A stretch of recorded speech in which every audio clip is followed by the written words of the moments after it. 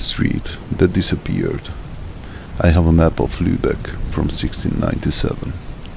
It's a reproduction. The original is in an archive in Hamburg, but it's detailed enough to read clearly. You can see the old city as it was at the end of the 17th century.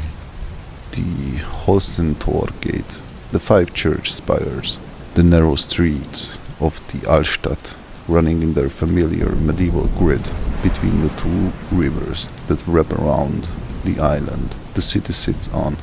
And there, in the northeastern quarter of the old city, between what is now the Königstraße and the old Dominican monastery grounds, a street that is not there anymore, not because it was destroyed, not because the city was rebuilt over it, not because of any war or fire or development that I can find a record of.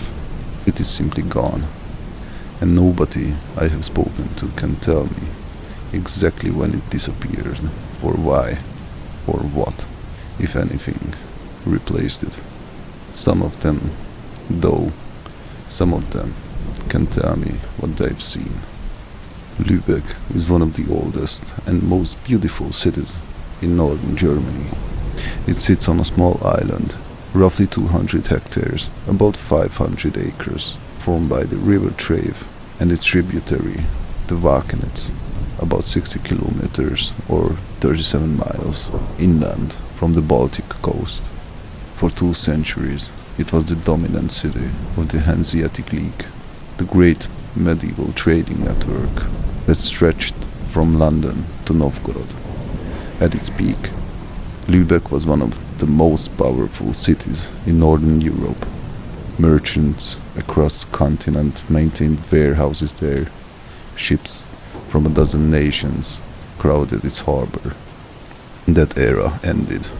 The Hanseatic League declined. Lübeck became a quieter place, a beautiful place, preserved almost accidentally by the fact that it was never quite important enough after the 17th century to justify tearing it down and rebuilding it. The medieval street plan survives almost intact. The red brick Gothic churches still dominate the skylines.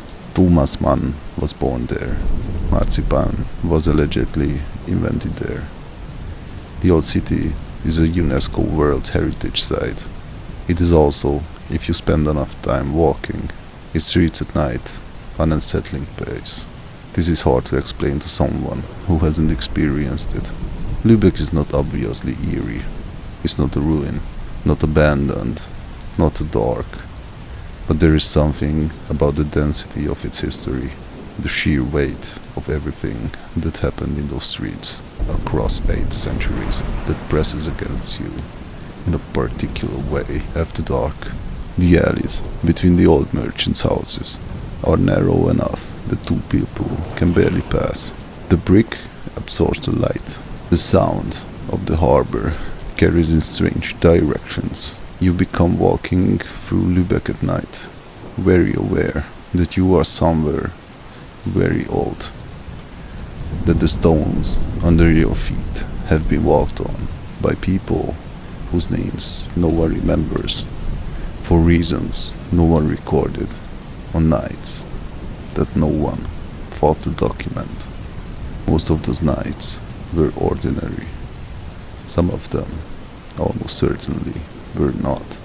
I first came across the discrepancy by accident.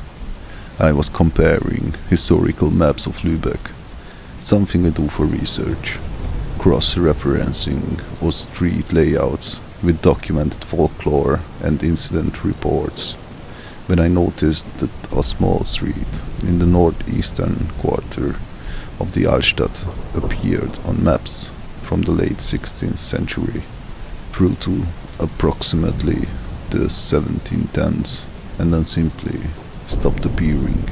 It had no name that survived consistently across the sources. In the 1697 map I mentioned, it is labeled Krumme Gasse, Crooked Alley. In an earlier map from 1585. It appears without a label at all, just a thin line between two larger streets. In a city survey from around 1720, it is gone. The space it occupied appears to have been absorbed into the property boundaries of the buildings on either side. This happens in all cities. Streets disappear, properties are consolidated, alleys are built over. It is historically unremarkable. What made me look more carefully was a footnote. In a collection of local Lübeck history published in 1886, there is a chapter on vanished features of the old city, the kind of antiquarian record-keeping that was popular in the 19th century. The author lists several streets and buildings that no longer exist and gives brief notes on why each disappeared. Most have practical explanations: fires, redevelopment, a church expansion. For the Krummergasse, the author writes only this: removed from use by order of the city council, date uncertain, reason unrecorded. Local tradition holds that the street was closed following a number of incidents of an unspecified nature. No further documentation has been located. Incidents of an unspecified nature. I have spent a considerable amount of time trying to find documentation that the 1886 author could not. I have not found it either. Whatever the city council decided about the street, and whatever prompted the decision, it was either never written down or has not survived. What has survived is something else. Lübeck is a city where people have long memories, the old families, the ones whose names appear on the merchant houses, whose ancestors traded Baltic amber and Scandinavian timber through the Hanseatic networks. They carry a particular kind of knowledge that doesn't make it into the official histories. Not secrets exactly, things that are understood within the community and not discussed outside it. I was put in contact through a chain of introductions I won't detail with an elderly woman I'll call Frau B. She's in her mid-80s. Her family has lived in Lübeck for at least 6 generations. She received me in her apartment near the Marienkirche on a grey afternoon in November. Her family has lived in Lübeck for at least 6 generations. She received me in her apartment near the Marienkirche on a grey afternoon in November, and served me a tea and spoke with the careful precision of someone who has thought a great deal about what she is and isn't willing to say. She knew about the Krummergasse. She knew about it before I mentioned it. She told me that in her family it was referred to simply as the closed street. Not with drama, not with fear exactly, just with the same matter-of-fact avoidance that I had encountered with the forest near Berchtesgaden. Some places, in the accumulated wisdom of old communities, simply are what they are. You don't investigate, you don't explain. You just know, and you pass the knowledge on. What she told me next, I am going to relay as carefully as I can. She said that the street had not, in the understanding of her family, truly disappeared. It had been closed. There is a difference, she said, and she said it in a way that suggested she found the distinction obvious. That is demolished is gone. A street that is closed is still there. You simply cannot find the entrance anymore, unless, she said, it find you. She described not as something that happened to her, but as something that had been passed down through her family as a documented occurrence and incident involving her great-grandmother in the winter of 1923. Her great-grandmother was walking home from the market in the late afternoon, a route she had taken hundreds of times through the northeastern quarter of the Altstadt. It was already getting dark. She was cutting through a narrow alley she knew well, and she came out somewhere she didn't recognize. Not somewhere unfamiliar, not the new part of the city. Somewhere she recognized from description, from the stories she had been told as a child. A short, curved street, no more than 40 meters long, about 130 feet. Cobblestones older than those on the surrounding streets. Buildings on either side that were clearly very old, older than anything she could place.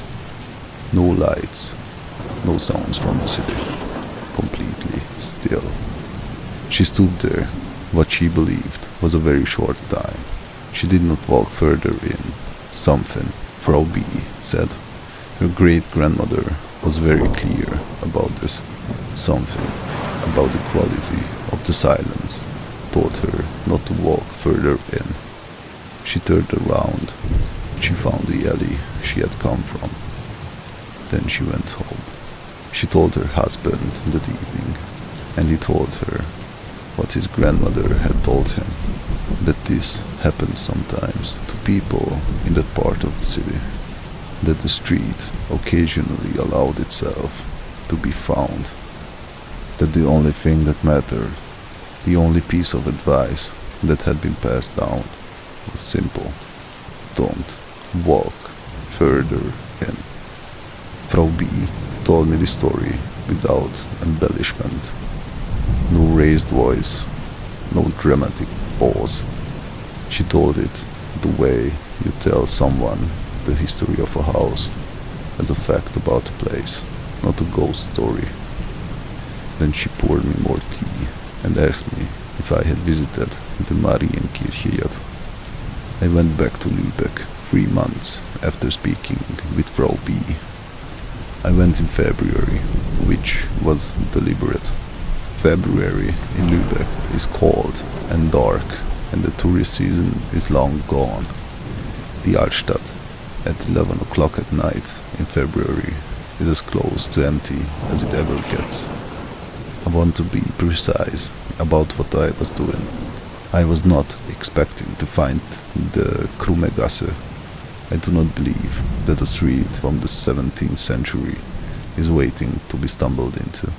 I went because I wanted to walk the area where it had been, to feel the geography, to understand the physical space, to stand in the northeastern quarter of the Altstadt at night and see what it actually felt like. What it felt like was very old and very quiet. I had printed the 1697 map, and I walked the corresponding streets as closely as the modern layout allowed. The northeastern quarter has changed less than most of the old city. The street plan is largely intact from the Hanseatic period, which means that the general geography of where the Krummegasse had been was still readable, and the surrounding streets, which means that the general geography of where the Krummegasse had been was still readable in the surrounding streets. I found the approximate location, a section of wall between two properties, no gap, no alley, no entrance, brick, old brick, the dark reddish-brown kind that Lübeck is built from. Nothing remarkable. I stood there for a while, 10 minutes, maybe 15. The temperature was around -2 Celsius, about 28 Fahrenheit, and the wind of the trave was sharp. I was not having a profound experience. I was cold and standing in front of a wall. I turned to leave and I noticed, perhaps 20 meters, around 65 feet further along the street, a gap I hadn't seen before. Not a dramatic gap, not a glowing portal, a narrow opening between two buildings, the kind that exists all over the Altstadt, a thin slice of darkness between the walls. I had walked past it on my way. I was fairly certain I had walked past it. I was not certain though. I walked to it. I stood at the entrance. It was an alley, maybe 1.5 meters wide, about 5 feet, extending perhaps 30 meters, roughly 100 feet, before turning slightly, curving, disappearing from view. Old cobblestones, older looking than the street I was standing on. No lights, no sound. I stood there for a long time. I thought about Frau B's grandmother, who had stood at an entrance like this, and felt something about the quality of the silence. I thought about the advice that had been passed down through her family for 4 generations. I took out my phone and I took a photograph. The flash lit the cobblestones, the walls, the curve of the alley disappearing into the darkness. Then I put my phone away and I walked back to my hotel.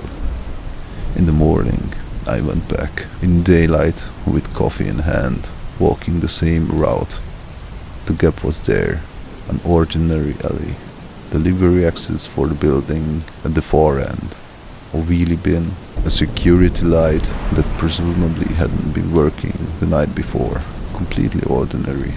I don't know if it was the Krummegasse, and I don't know if there is a Krummegasse to find.